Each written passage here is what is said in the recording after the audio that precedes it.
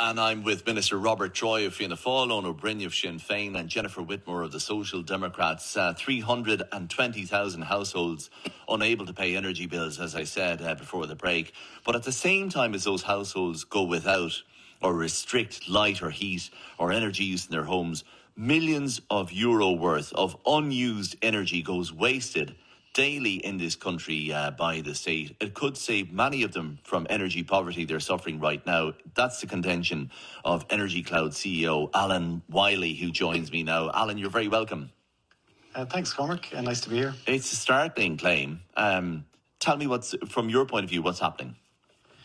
Sure. Thanks, Cormac. So last year there was about 525 million euros of surplus wind energy that was wasted in the state. So that's about 1.4 million euros a day. And just to be clear, they're EirGrid and SEAI numbers, so they're official numbers rather than EnergyCloud numbers. Mm-hmm. And the reason it happens, Cormac, is that wind energy is at its highest at night and demand is currently at its lowest. So to balance the grid, EirGrid turn off wind farms, but the government still, in many cases, has to pay for the power, even though it's not being used. What do you mean turn off wind farms? So to balance the grid, and that's EirGrid's job, they do a good job doing it, they have to make sure supply matches demand. So at night when there's excess wind available, but there's not enough demand, they'll switch off the wind farms to ensure that the grid stays balanced. Okay, so if you have to do that, if you have to balance supply and demand for generation, surely they're doing the right thing.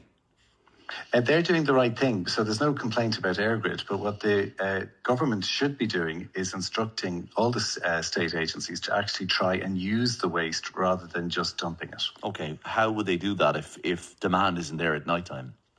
Well, there's a couple of things we've suggested to them that might help. And we don't claim to have all the answers, Cormac, but one thing would be a targeted energy credit for those in energy poverty.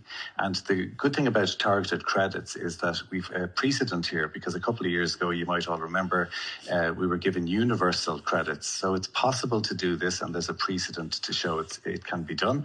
And the second thing that could be done is we could introduce a new tariff for when there's waste in the system, and this tariff could be low or even zero, and it could be regional or national or both, and both of these would drive demand up at times when there's waste in the system. Okay, so are you saying to try and drive nightly demand up? Is that what you mean? Exactly, yes. So, for example, if we take the tariff idea, Cormac, if you said, for example, that between 11 p.m. and 7 a.m., when there's waste in the system, people in energy poverty, or in fact the whole country if you wanted, could have free electricity, and that would obviously change demand, and it would drive up demand, and it would reduce the waste. You'd have to have buy-in from the population and from industry, for example, to try and use whatever energy they can during the night. Would that be a big shift? Would that be possible, do you think, Alan? I think it's certainly possible, and certainly we've seen our residents, the benefit that they get from using, heating their water or their homes during the night when there is waste in the system. And bear in mind, there are nighttime tariffs, so the industry is already trying to encourage people to do this anyway. So this is not going against the flow, Cormac. It's actually going the exact direction that the government policy wants it to go. Do you know what strikes me? In 51551, we have people texting us when we discuss stuff like this, Alan, and they say, I don't turn on my heat. I don't turn on my light or energy because I don't have the money to use it. But now here comes Alan Wiley onto the radio saying we're actually wasting an awful lot of energy, and the state is by not using it efficiently. Are hundreds of thousands of people suffering energy poverty needlessly, do you think?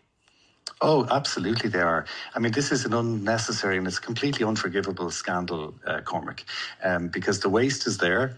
You've read during the week that there's 320,000 homes in arrears, but the actual scale of the problem is much larger. ESRI would say there's 550,000 homes in energy poverty because, of course, people who are prepaid customers, they can't get into arrears. You have people like the ones texting in, and my heart goes out to them, who are saying we can't turn on the heat. So they're choosing between eating and heating. It's appalling. And there is the waste there. And even NESC, so the National Economic Social Council last year, they said to the government that there's an opportunity to eliminate energy poverty and a moral obligation to act. And we agree completely with that, Cormac. And we're actually calling for some political leadership around this because it's in the programme for government. So there's really no excuse for the Minister not to announce that we'd like to start using the waste without further delay. I'm going to go to the Minister in the panel in just a second, but people are going to be screaming at the radio, I'm sure, why doesn't this guy bloody tell the government this idea? to what your response is, Alan. Oh, well, we already have. So we've met the Minister, we've met his officials, we've presented to the Joint Oireachtas Committee on Housing in November, Energy in December, Social Protection in February. We've met 50 or so TDs and Senators individually in Leinster House. And if I could just stress again, this is in the programme for government. So we've had a lot of support, but no action yet, Cormac, none. Minister.